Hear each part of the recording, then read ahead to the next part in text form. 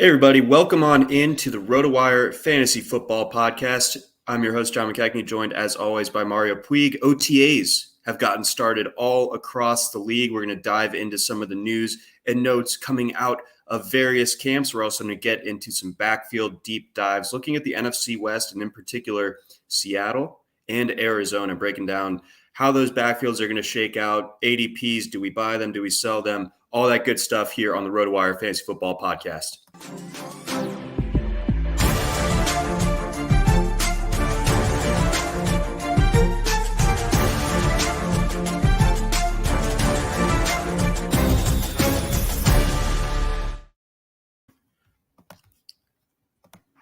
Welcome back in to the RotoWire Fantasy Football Podcast. John McKechnie and Mario Puig hanging out with you here on this Wednesday. This podcast brought to you by our friends over at Reality Sports Online. Mario, back in the saddle after 1 week off. Alan stepped in last week. You guys did a great two-round, what was it, a Dynasty startup mock? Was that what that was? I think it was just a redraft. Redraft, okay. Yeah. But I thoroughly enjoyed that one. Good stuff, as always. I was out in California having a good time, and Nice. Now I feel good and refreshed. Had somebody, let's see, I don't know how to describe this properly. So I went to, when you go to the beach, there are those like really like corny T-shirt and just kind of trinkets shops. Yeah, like the Dells or something. Yeah, that kind of deal. But, Ocean City. I was out in Venice Beach, and I'm in there, and the store owner is some Australian guy with tattoos all over, and starts talking to me mostly because of the mustache, and he's like, "You remind me of mustache or Lawn Chair Larry," and I had to ask him who Lawn Chair Larry was, but apparently I remind him of a guy from the '80s that strapped a bunch of balloons to a lawn chair and went up 15,000 feet in the air. So if that's not a compliment, I don't know what is. What happened to that guy? He actually safely landed. What happened to him afterward? I hope I don't follow that path. I don't know the obvious exit plan for I'm high up in the air with balloons. Like, what do you? Well, do he there? had a BB gun. He had a BB gun, and he would shoot the balloons to shearing go lower. the balloons off. Yeah. Well, yeah. Congratulations on that. Thank you. Yeah, you could maybe sign some autographs, get free lunch or something. I'm a Lawn Chair Larry reincarnate. So yeah, that was pretty fun. But yeah, good time out there. But dear listeners and maybe live stream viewers, I'm very tan now, as you can obviously tell. But let's go ahead. Let's jump into some OTA news, notes, things of that nature. So as is tradition, we see a player who is fantasy relevant, who shows up to camp, maybe not looking like they're in midseason form, to put it lightly, as it were. And this year's guy, it is none other than Leonard Fournette. So what do we make of that? Because yes, the Fat Lenny was trending on Twitter yesterday. Yeah, Fat Lenny's just an off-season tradition, isn't it? Like, that's just kind of that's how he recovers from the rigors of the years. He heals with I don't know, I imagine some kind of tasty treat that he denies himself in the season, and comes back prepared to get tackled 350 times over the course of 4 months. So what I said on Twitter about the whole thing is people are going to fade Leonard Fournette simply because his bulking season comes at a different time of the year than everyone else's. Usually everyone gets good and packs on a few during the winter, during the holidays, that kind of thing. Lenny's playing on Sundays during that time. He doesn't have that luxury, so I don't blame him for just kind of letting it rip during the spring and the summer. He doesn't have to worry about that because he's going to get into shape. Playing in Florida during the summer, like it's going to melt off. And I think I might have sent this over to you, but the famous blurb when Fournette was going through the combine, and it was like he weighed in at like 240 or something, and then he was 12 pounds lighter or something at LSU's pro day, and they're just like, it's water weight. So if anything, Leonard Fournette is being responsible in hydrating possibly too much.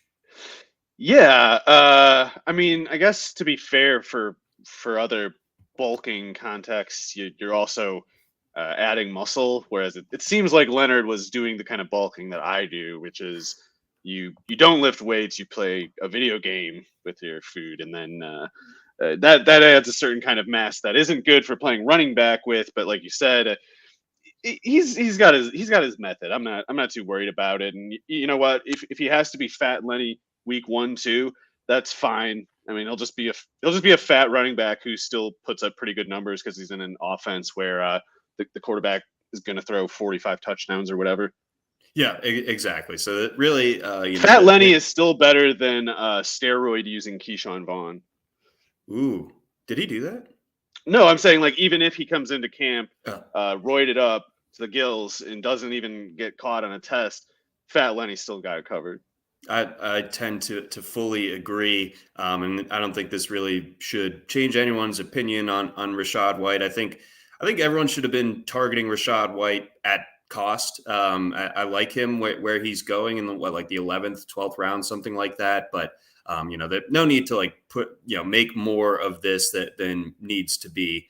Fournette is pretty clearly like the RB1 and 1B in that offense, and that offense is going to score a ton of touchdowns. And yeah, that really nothing to worry about there. But it was good for a good little laugh on a Tuesday. The bad angle, the bad image. That always that fires back up the Eddie Lacy discourse and all that good stuff. We can all just walk down memory lane. See, that was a different case because his method was carrying it into the regular season rather than losing it in August. And yeah, that's an example of when the fat is not as blessed. No, yeah, there's something to be said for buy-in to your team's culture and being a part of the state or the city and all that. But I think he got a little bit too Green Bay with it. Eddie did.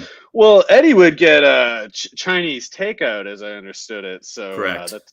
I mean, if he had derailed his career on cheese curds and some kind of fish fry, kind of flavored popcorn or something. I don't know what Wisconsin has other than cheese, but that would have been, there would be more of a sense of guilt on the state of Wisconsin's part, I think. Okay, good point. And that certainly carried over from his Alabama days as well. You search Eddie Lacy China food on Twitter and you get all that good stuff. China food. Oh, man. The best. I do want to ask one thing regarding the rest of this Buccaneers offense, because, the Chris Godwin issue, where are you with it? Are you under the expectation that he's going to be ready to go week 1? And what happens if not? Does that change your thoughts on would you more so be interested in Russell Gage for like DFS or something in the early part of the season, or what happens if Godwin either isn't ready for week 1 or is certainly less than 100% of what we've come to expect from him? Yeah, I don't really know what to think about Godwin. I don't know how anyone feels so certain one way or another what's going on with him. I mean, the injury, of course, is a substantial one, a torn ACL. It's not as bad as it used to be. It's a pretty big injury, and the timing didn't help anything. But the way some people just are just declaring him out for the first 6 weeks or whatever seems more baseless to me than the assumption that he'll just be fine for week 1. And not that the second thing is not that the second thing is truly likely or anything. It's probably not, but there are exceptions to certain recovery timeline rules. And I don't even see the conventional one as, what is it, like 6 to 8 months? I know people like sometimes people like to just say stuff like, oh, a year and a half. It's like maybe in like 1993, not now. But Godwin is a very athletic player too. That usually bodes well for how quickly you recover. Like I guess the most crazy example of this would have been Adrian Peterson. I don't know when was his ACL tear, and of course he just came back actually better than he was. Yeah, so I think tore it at the end of 2011 maybe, and then 2012 he was the MVP. Okay, so he was, I think, an example of how when you're a freakish athlete, your tissue damage your ligament damage. I don't know what makes it happen that way, but when you're in a freak athlete, it seems like you just kind of regenerate muscle cells better or something like that. And I think Godwin, he's not recognized as this very often, but he's definitely one of the most athletic receivers in the league. A lot of people probably just look at his alignment data and think, oh, slot receiver. He Mhm. must run like a 4.6 or something. He must be a crafty route runner. It's like, he's a good slot player, but he is not dependent on running in the slot one bit. He ran a 4.42 at a 212 pounds or whatever, something like that. Really good numbers. Really explosive player at Penn State. He can play outside. He's not slot dependent the way like a Wes Welker would have been. So Godwin's a really good athlete. It wouldn't be shocking to me if he's back pretty quick. And Cyril Grayson, for what it's worth, he's he was the wide receiver who had the game-winning catch against the Jets last year. He had a few pretty good games, then got hurt himself at the end of the year. I happen to think he's going to play a pretty big role, by the way. But yeah, if Godwin can't play week 1, then Russell Gage is pretty clearly their plan to deal with that. I just wonder, is there actually reason to think Godwin will be out, or was it just kind of like they looked at Gage, knew him well because he was in the division, and thought, hey, let's just get some insurance. Why not add a useful player, and who really cares what the specifics are? We'll figure it out later. That would make plenty of sense to me if they saw it that way, as opposed to, we got to get Russell Gage because Chris Godwin's toast, and we got to get our slot guy. Chris Godwin got a 3-year, $60 million fully guaranteed extension, so they know they have decided like he's going to be back. The question is how soon, and I don't know. I think they just looked at Gage as like a worthwhile insurance policy, even if a rather expensive one. And moreover, I think there's a lot of grounds for thinking that Gage is not particularly good, and he doesn't need to be great for the Buccaneers to rationalize the expense. It's not like they're going to go into this year like, oh my God, we got to get Russell Gage 100 catches, or else we're going to look stupid for our free agent signing. Like, I think they don't care either way. They're just kind of happy to collect some parts and see how it all sorts out. But I know that the finances dictate that this is unlikely, but I don't think it's an actually serious question as to who would be a better slot receiver between Russell Gage and Jalen Darden. I don't think it's even close. Like, the idea of Russell Gage doing at North Texas with what Jalen Darden did there is completely absurd. Like, he's a backup end around specialist at LSU. He had like 400 yards in his whole career. So the finances of the Gage contract dictate that he will get the shot over Darden, no matter how good Darden is and no matter how bad Gage is. But I don't see the grounds for assuming Godwin doesn't just kind of trump both of them pretty easily. And just looking through Tampa Bay's depth chart, and obviously it's going to look a lot different in a couple of months, but they really have kind of like stockpiled it, at least from the last couple of seasons, obviously including Jalen Darden. But I do want to know that this is real deep dive type of stuff, but I mean, Jareth Stearns and Devin Tompkins were two of the most productive players in college football last year. I don't think that either of them have real great shots at making it necessarily, but I think it's Tompkins?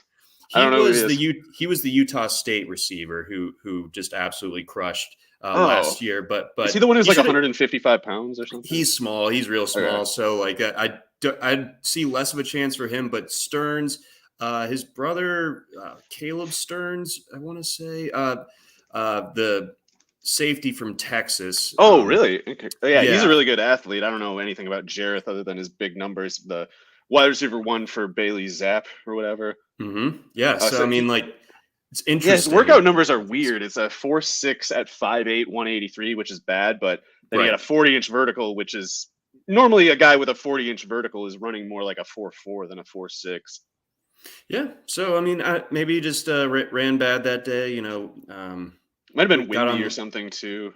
Could have. So I don't know. That's just like that. Those are items to maybe pay attention to for training camp more so than like anything fantasy related, or if you're in like it's worth watching certainly, because even if Gage is out there and Godwin isn't, Gage is going to do something. I mean, whoever's out there is going to do more than like Tyler Johnson did last year. Like, I'm not worried about Gage failing to that extent. But I do think people who invest in Gage should prepare for something like 60 catches for 700 yards and 3 or 4 touchdowns this year. Because for Gage to really pay off, you basically need Godwin to miss at least 6 games, and I don't know. It seems a little hasty to me. I tend to agree as well. We got mention from our buddy Crackshot. 322. I don't Is really this the think guy that who Jordan. was? I think this might have been the person who was giving me the business about Javonte Williams last week. No, Okay. Jordan Mason will not replace Elijah Mitchell. He might Nope. replace what's his name? Sermon or Sure. TDP Tyrion Davis. How does it Price. go? Price. Okay, Fisher Price. Fisher Price. But yeah, I mean, I think Mason. He's interesting as far as like fourth, fifth running backs go. But he's got a way to climb, obviously. Yep, got to get over the Jermichael Hasty hump before we start really talking about him in much more detail. Let's get on over to Green Bay. We mentioned Green Bay earlier in a different context. Let's go ahead, circle on back. So, as we know, Davante Adams is no longer in Green Bay, so nor is Marquez Valdes-Scantling, and therefore Alan Lazard has kind of been penciled into that number one role in the Packers draft. Kind of dictates that also a little bit. I mean, we'll see what Christian Watson, Romeo Doubs, and Torrey are able to do, but Mario Rodgers, sure. But Alan Lazard kind of made some waves yesterday. Is he holding out? So, in the most technical sense, I think he kind of is. I guess what remains to be seen is whether it's a holdout, or if it's just he's not reporting to practice as a perhaps extension is being negotiated. Like maybe maybe he's doing kind of the the equivalent of when you pull a player in the middle of a baseball game because he just got traded or something. Oh yeah. Like maybe he's saying like I'll be there, but not until I'm gonna be putting myself on the shelf until we get everything written in ink. But if he is holding out, and if they don't have like an extension imminent to otherwise get him into camp, that's pretty weird. I mean, it's a pretty interesting gamble made by Lazard, if so, but it's kind of reasonable too in a way because the Packers have no cap space. Basically, they can't really cut pretty much any guaranteed money, and for that reason, they can't just go and add an Odell Beckham or a Will Fuller or something like that. They have to go with Lazard, and they cornered themselves into just needing him to play no matter what. When normally that's not the case for a player like Alan Lazard. Normally, Alan Lazard is the kind of player a team will just go like, yeah, whatever, we'll find somebody else to do what you do. The Packers don't have that luxury. So if he is holding out, he's kind of got them pretty good. We'll see, though. I wouldn't be surprised if it's more like they're going to give him a 2-year, I don't know, like $18-20 million deal or something like that in the next few days. Yeah, I think that or like 3 years with a void year or something because they got to push it past this year. Right now, they don't really have much for 2022. Got it. Yeah, I mean, he does have leverage in that sense where the Packers would be in big trouble without him. So, and that's a weird spot to be in when you need Alan Lazard like that. Yeah, but, nice here work, we are. Goody-kunst or whatever his name is. Goody. Yeah. So, Killing. I mean, So with that in mind, again, we're assuming that this will end up. I think he'll be in there soon. But what are your thoughts on the rest of this Packers receiving core? And with Hackett being gone to Denver, obviously LaFleur is kind of calling most of the shots with this offense. But do you see the shape of this offense changing? I think surely just because of the fact that 30% of the targets aren't going to Davante Adams anymore, things have to look a lot different. Yeah, 30% of the targets in Adams's respect, and Valdes-Scantling has kind of like a disproportionate amount of air yardage per target given the depth that he usually functioned at. So a lot of targets, a lot of raw target volume, and also air yardage volume to be accounted for. And I don't think you can do it with the pass catching personnel. I can think of Tunyon having a pretty big year, but they'd still. It's just like a dent in what they need to work through to replace that much volume, especially with Adams, of course. So I think they have to run more than they did in recent years, and that would make a lot of sense too because they haven't really utilized AJ Dillon in a way that rationalizes the draft pick they spent on him. Like I thought I thought AJ Dillon would have gotten more work by now because I just assumed that's why they spent that second rounder on him. And it's more been the case that he's just kind of been like an emergency replacement for Jones, or when Jones, needs a breather, or when it's short yardage. Like, I thought they're drafting Dillon to make this a 15 carry Aaron Jones, 15 carry AJ Dillon offense. This year they might need to do that because they just cannot replace Devontae Adams, and they don't have the speed necessary to run the route depth and generate the air yardage that Valdez-Scantling did. It's just not on the table. So with that, in mind, when it comes to Dillon, do you like him at his current ADP? I know you haven't gone full bore into your creating your best ball portfolio just yet, but Dillon's ADP on NFC dating back to the start of May is 67. So other running backs going in his area, well, it's kind of a dead zone, to be honest with you. I mean, there's a lot of receivers and quarterbacks that tend to go in that range, and Dillon's kind of like the only guy there for about 10 picks until you get to Kenneth Walker, which we'll discuss a little bit later. But so when you have that kind of market shape, is there a way that you can build a roster that you like and kind of count on having Dillon available in that like 5th, 6th round range as a next guy to target? Well, that strikes me, I guess, as like a little bit high of a price, but I guess it might be a market driven by people going very wide receiver heavy early on, and maybe they're taking AJ Dillon as their second running back, maybe a little earlier than they'd like to, but for the reason you said, it's like they can either at that point go quarterback, or they could take their 4th receiver, which they might not want to do. Maybe they're at that point just saying, I got to take some running back, any running back. And maybe Dillon is going to always cost that much at best for that reason. Sorry to back up a little bit. I mean, Christian Watson has the kind of speed that Valdez-Scantling does, but I just don't think he's going to be able to immediately project for like 700 plus snaps. So I definitely think in any case, there's tons of slack that Dillon and Aaron Jones, or I guess maybe Tunyon a little bit, are the most plausible candidates to pick it up. If the Packers have enough work to go between Aaron Jones and AJ Dillon with neither of them getting hurt, then it has to mean, I think, a really down year for Aaron Rodgers' passing yardage. And it'd probably require the Packers having like a top 5 defense, which they could, I guess. Mm-hmm. But it would require a very, particular narrow sort of path. There's not a lot of ways that Dillon's going to really smash for you at that cost, in my opinion, even if you kill it at receiver with those early selections.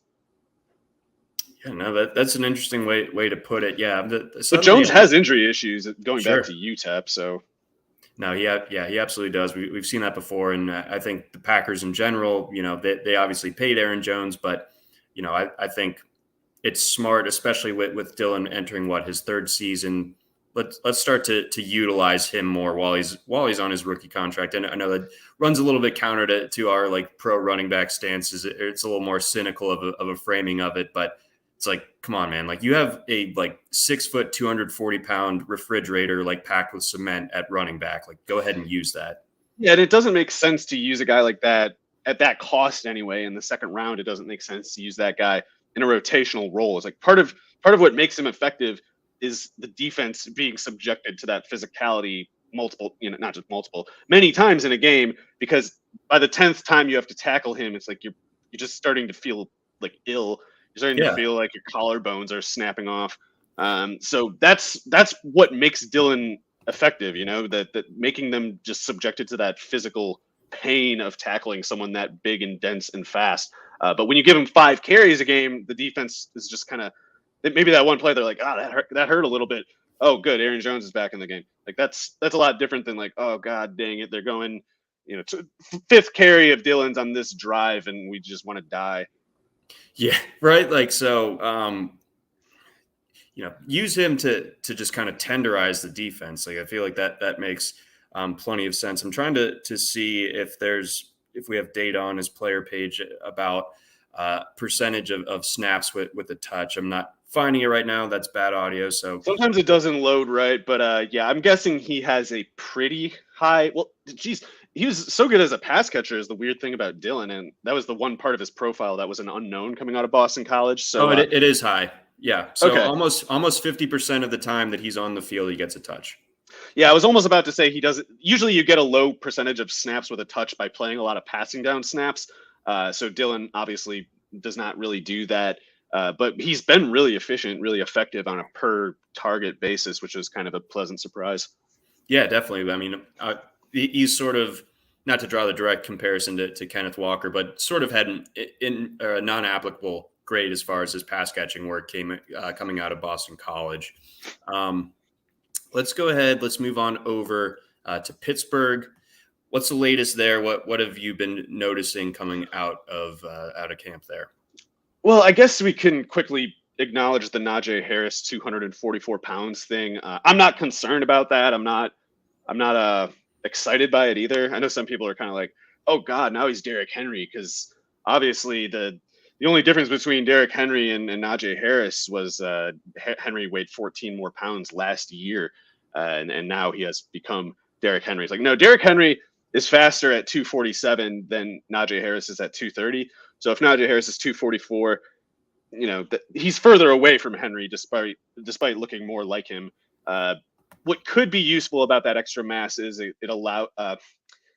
it probably reduces the risk of Harris getting something like a busted shoulder or something like that. And with the workload that he's taking, that's a pretty substantial risk. So he's adding that mass, and if he doesn't lose too much speed for it, it could just be a way to maybe have a little bit less injury risk, is the way I see it. It makes it more suitable for a volume workload, and of course he's going to get every rep he can handle pretty much. The one thing that I guess we can rule out right off the bat is that it's not even like Lenny. It's not fat Lenny system. It's just he's more of a rocked up weight gain than a fat one. Yeah, no, I tend to agree with that one. That there is a difference there, and that I could see Najee Harris comes out last year, 307 carries. I mean that was one of the most in the league. I could see them, especially He's going over. Yeah, I think with their quarterback situation being what it is, even though they have a nasty receiving core, like Najee Harris, targets might go down, I guess. Yeah, that's about it. But we could see him push for 325 carries or something along those lines. And I don't know if Pittsburgh has really done enough to improve its offensive line enough to where Najee Harris is averaging over 4 yards per carry. But I think there are very few backs in the league with the type of monopoly on the backfield functions like there's Harris no one. does. Yeah, it's crazy. Yeah, so I would expect him to push for like 340 carries and probably like 50 catches or something ridiculous like that, like vintage Jamal Anderson or whatever. Oh man, yeah. Can he do the dirty bird though? I guess I don't really do that in Pittsburgh. No, but yeah, I think the other thing I guess is Trubisky. I don't know what it means. It could mean nothing at all, but to this point, apparently is running as the quarterback one for the Steelers, which I don't know if people are surprised by that. I wouldn't be surprised by much in particular with that quarterback situation, but people should prepare for the possibility of Trubisky starting all year, because as bad as Trubisky has been in the NFL, he was definitely a much better prospect coming out of North Carolina than Pickett is out of Pittsburgh. So particularly if they're going with like a run heavy offense, Trubisky could be pretty decent for them, because if he's like a 28-30 pass attempt per game guy who otherwise gets like 5 or 6 carries, and if the defense and if the running back Harris in this case does all the other lifting necessary, he could work. Whereas with Pickett, I think he can turn the ball over more rapidly and kind of sink what would otherwise be a working like theory of the team. They're going to compete right away too. It's like that's just how they are. And then Crackshot notes that Najee Harris probably going to face a lot of loaded boxes in that type of situation. That's true, but you're not worried about Najee Harris having great efficiency when he's just getting 340 carries. Like I guess the other thing is, just like we were talking about with Dylan, weighing Dylan's weight is a new thing for Najee Harris, and his particular effect on defenses could be a little bit different too. Specifically, he might be a guy who starts looking faster in the fourth quarter, even more than before, just because if you got to tackle 240 pounds 15 times by attempts 16 through 25, the defense is a step slower. I figure you're the only person that I know that might know this offhand. What was Jerome Bettis playing at in his Oh prime? God, I don't know if they had accurate numbers on him. He might have been playing at like 280 or something at some points, but at the very very low end estimate, 250 something. Yeah. I So guess to be okay. fair, I don't remember his very early years. I mostly remember his Pittsburgh years when he was maybe a little bit heftier. He started out with the Rams. Is that right? Yeah, I believe so. Yeah, Man, I don't remember that. I do think Jerome Bettis was a little overrated, especially at the time. But yeah, You don't have to convince me of that. him at running back is. I know it was a little bit different eras too, but I just wish we could have had just. Even now, I wish we had a team where there's like a Jerome Bettis at running back on offense, and then a Levon Kirkland at linebacker on defense. Just big, defensive line with like Ted Washington and guys like that. Like, where are all those big boy football players of yesteryear? I've been remembering Levon Kirkland a lot recently. I don't know why. I constantly think of Levon Kirkland. I've like It's- kept up awake at night. Like, how could there be a 290-pound inside linebacker? it's just truly. And he was awesome. He kicked physical ass. marvel. No, that guy was legit. He was scary. He was something else, but a relic of a time, sadly. That Love to has remember passed. guys. We do. We can't help ourselves. It's the off season, folks. We're gonna remember some guys. Anyway, before we get on to a little bit of backfield deep diving, some spelunking, even got a message from our friends over at Blue Wire. And a message from our friends over at Reality Sports Online. By now, most of you have probably heard of Reality Sports Online, the powerful fantasy sports platform where owners get to build and manage their fantasy team like an NFL general manager. But the question is, have you tried it? It's time to go see what all the buzz in the Dynasty community is about. Free agency, multi-year contracts, a rookie draft, multi-team trades, franchise tags, contract extensions, first-round rookie options, automated contract and salary cap functionality, and much, much more. Think it sounds complicated? It's not. The best thing about Reality Sports Online Fantasy front office is that it doesn't take any more time than a standard league. It just requires more strategy. Think you're among the fantasy elite? Well, this is the platform to test your mettle. Still not sure? You can test out your general manager skills for free in a mock free agency auction. If you like what you see, use the promo code RotoWire to receive a 10% discount on your team or league today. Fantasy just got real at realityfantasysportsonline.com. Again, use that promo code RotoWire, ROTOWIRE, to receive that 10% discount. You're going to want to use that. Let's get on over out to the West Coast. Let's start in Seattle. Let's start with this Seahawks backfield, because it's a tricky one to manage. My knee-jerk reaction when the Seahawks took Kenneth Walker was just like this is not a great landing spot for him for this year, just because there's a bit of a crowd there. I don't know what Carson really has left in the tank necessarily, but Rashad Penny, who is saying to reporters as of yesterday that this is the best he's ever felt. I just don't really know how to attack the Seattle backfield. And then, as far as ADP, you could pretty easily see where isn't Walker going ahead of Penny? Walker is going like pick 77 or so, and Rashad Penny pick 93 is the ADP dating back to the last month or so. Oh man, that's funny. So I agree that was pretty annoying when the Seahawks took Walker, but I think as much as it's an annoying pick for fantasy purposes, for our purposes, I definitely understand why Pete Carroll made that pick. Pretty much nobody else do I trust to do something useful with a player like Walker in this situation, but Carroll just wants to run the ball all day, and he doesn't want bum running backs taking the carries when he does it. So Rashad Penny, I think, is just totally, utterly convincing as a talent. I think it takes a sort of deliberate obtuseness to not understand why Rashad Penny is a super talented running back.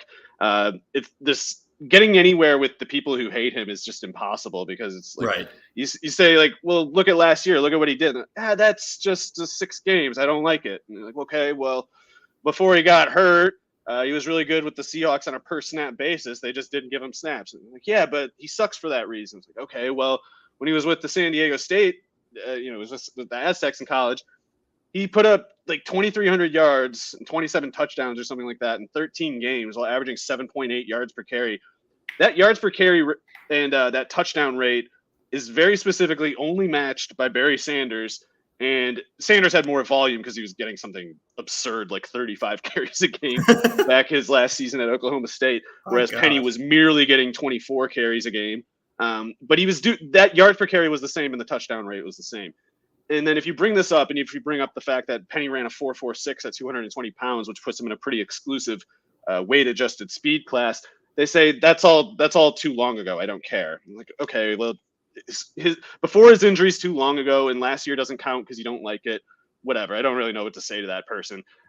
With that said, Kenneth Walker is a pretty good prospect, and I think it's easy to imagine Pete Carroll envisioning something kind of like Jonathan Stewart, D'Angelo Williams between Rashad Penny and Ken Walker. And for that particular model to work, you need to have a really good defense. You obviously have to commit to the run. You need to get 15 carries a game for both of those guys. But you can imagine it. It's not that hard to imagine that. With that said, there's no way I'm taking Walker at that cost. And I think if Penny and Walker were the same price, I'd at least have to think about it a little more, I guess. But if we're talking rounds between them, I mean, there's just no basis to assume Walker is going to play ahead of Penny. Walker is not as good of a prospect out of Michigan State as Penny was out of San Diego State. Regardless of what anyone wants to say, Penny is a really good prospect. He's as fast as Walker, even though he's 9 pounds heavier, something like that.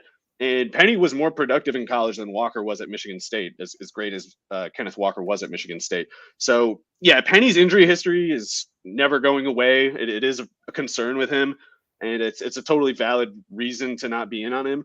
But if you're just going to assume he's going to get hurt and take Walker that high, I think you're setting yourself up to get burned, because if Penny doesn't get hurt, your team sucks.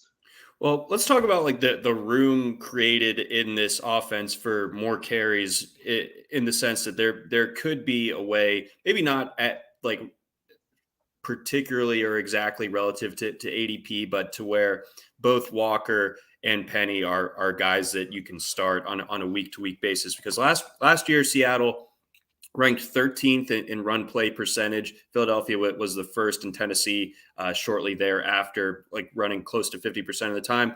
But now we have Russell Wilson gone, so that there's some more rushing attempts up for grabs, and they move to a non-mobile quarterback, expected to be Drew Lock.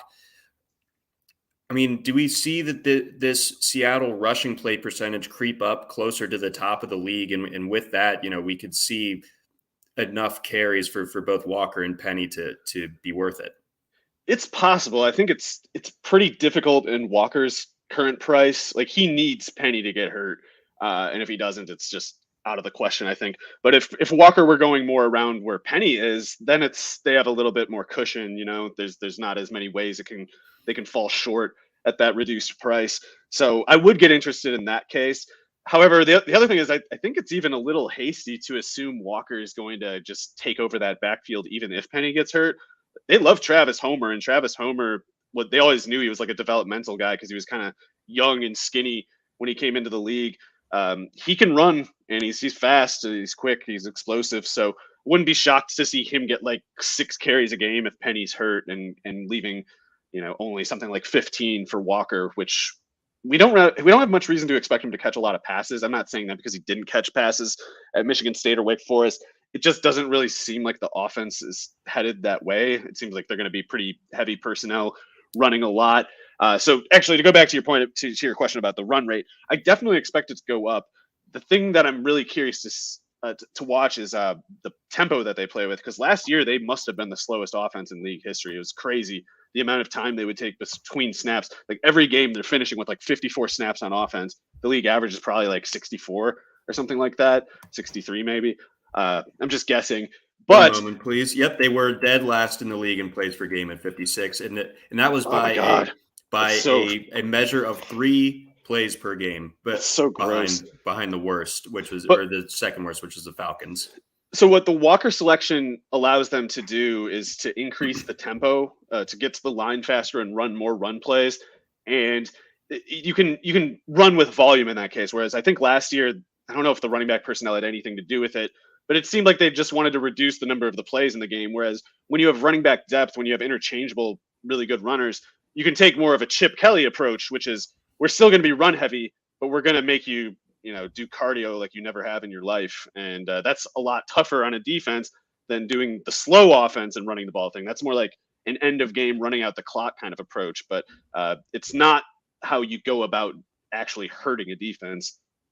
Right. No, exactly. And yeah, up tempo with a lot of run, as we've seen, it can certainly work. And it's so kind of counter now to what NFL defenses are expecting from an offense on a week to week basis. It's pretty much what Shanahan does too. It's like they go pretty up tempo and they run a lot. You don't really notice how many times they've run the ball because they tend to throw it a decent amount too. But I think with the Seahawks, you're not going to get many plays per game, but you might get to 60, and that 60 plays per game might have a higher run rate, like you said, which could, I don't know, what does that mean? Like 50 carries more for running backs or something? That'd be absolutely huge. So I've got a lot of interest in Penny at his current ADP.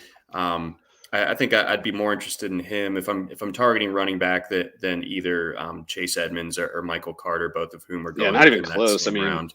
Those guys are cool, but if Penny does not get hurt, he is actually a candidate to lead the league in rushing, because it's what he's always done when he hasn't been hurt. He just runs away from everybody all the time. So I'm glad that Penny's like kind of like back on the radar, because you've been on Penny since early in his San Diego State days, I feel like, or when he took. If you were writing RotoWire college football notes back when he was at San Diego State, you were like, whoa, this does not happen often. And a lot of people just didn't pay attention, and they missed that entire part of his story. Right. So follow along our college section. It's top notch. It's wonderful. We do a lot of good stuff over there. Another running back going in a similar range before we get on over to Arizona. Johannes has so patiently been waiting for us to talk about Ramondre Stevenson a little bit, working on his pass catching. He goes around pick 108 right now, so a little bit later than these guys we're talking about. He goes in the same range as Isaiah Spiller and Melvin Gordon. But that's another backfield. But I think we'll have to spend more time on. Let's go, Bills and Patriots next week, because both those are really, tough ones to figure out. But, that is interesting about quick summation on Stevenson, please. Yeah, it's pretty interesting because it's a pretty exclusive category when you're talking about backs over like 215 pounds, and especially 230, even more rare, who can actually catch the ball and do it naturally, do it with volume and efficiency both. And Stevenson has shown, even going back to Oklahoma, he's shown real indications that it's possible with him. He looks like he might be the kind of guy who defenses prepare to stop and still don't really. It's one thing to be a Darrell Williams, who we'll get to, and the defense doesn't cover him on his routes. But Stevenson could be the kind of guy who it's like you got a game plan for, because he's really good at it, and he's prepared to execute that function with a lot of volume too. So he might need to get rid of James White. That might just be on the table as it is. That he might be kind of. They got Pierce Strong, of course, and Kevin Harris. I think we both like a lot if he doesn't get hurt. So Stevenson getting a lot of pass catching work pretty much has to push out James White, but I think Stevenson can do it. Okay, so we kind of have the potential on the table then for James White playing in a different uniform this year.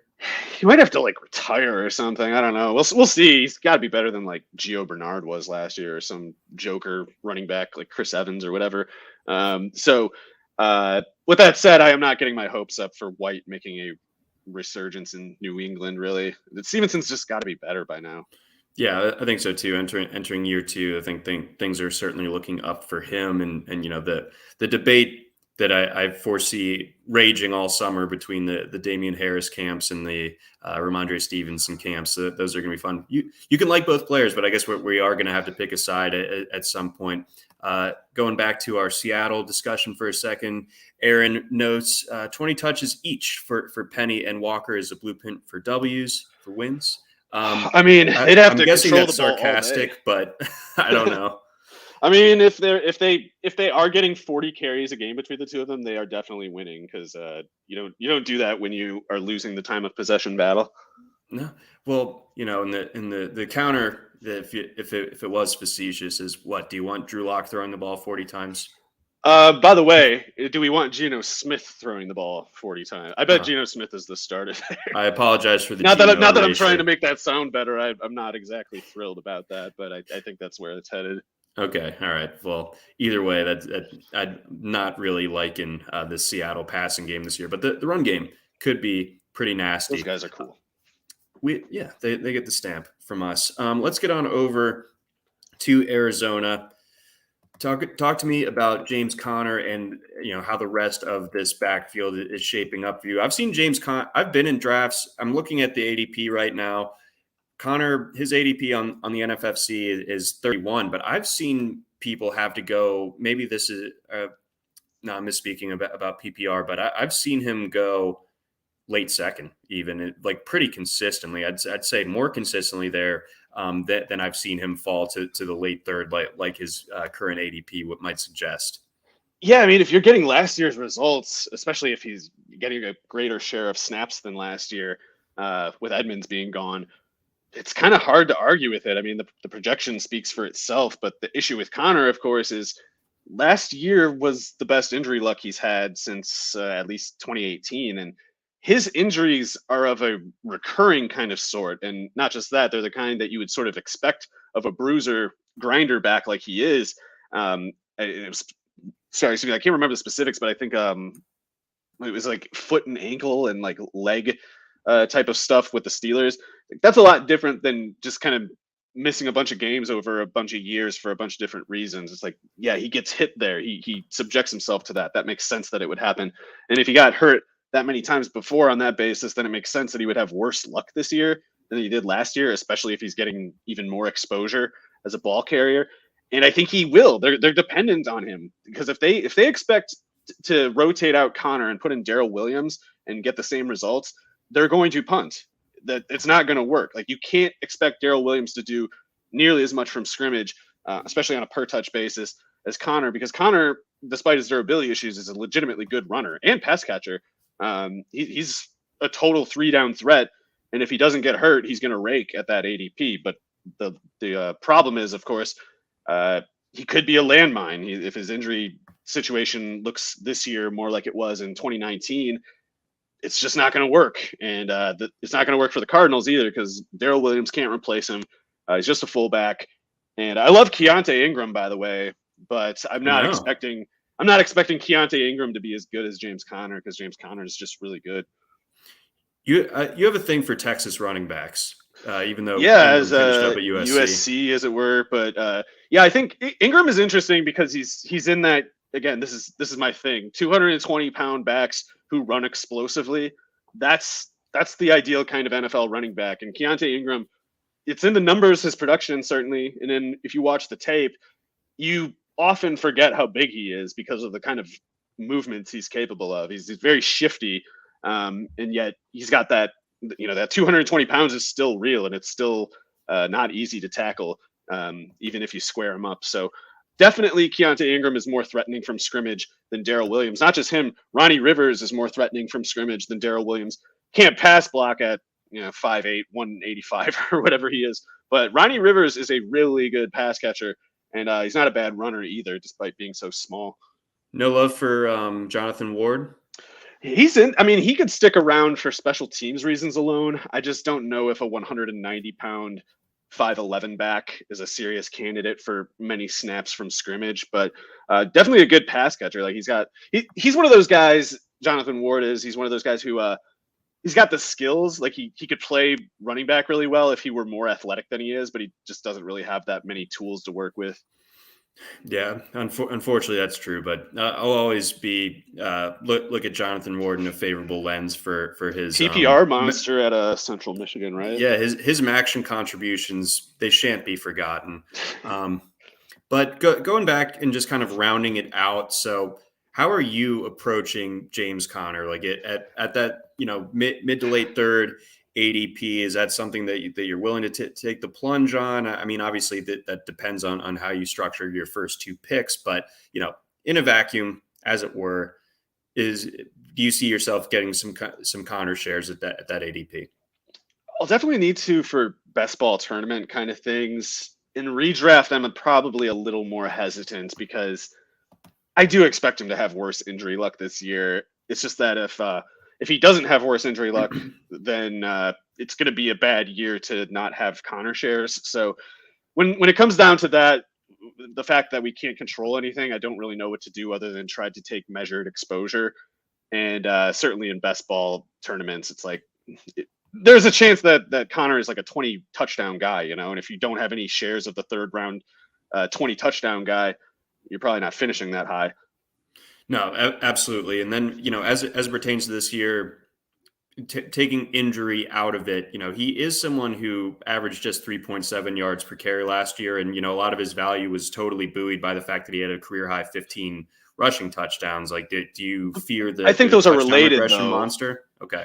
Yeah, I think like running that share of his carries, which wasn't that much, by the way. 202 carries is not that much for how many carries in the red zone he got. It's just there's not as much yardage on the table at all with where he was getting the ball, and at that particular share, it was a tough task to get to 4 yards a carry. I would have been more concerned if he wasn't scoring the touchdowns. If he's got 3.7 yards per carry at 7 touchdowns, I'm like, ooh, that guy's he's not winning. He's getting beat. And Connor was not getting beat last year. He was kicking everyone's ass pretty much. And I know there was I saw somebody posting we did an EPA above whatever expected yardage thing for Connor, and he's actually bad. You're bad. Yeah, that always is absolutely true when it comes to that.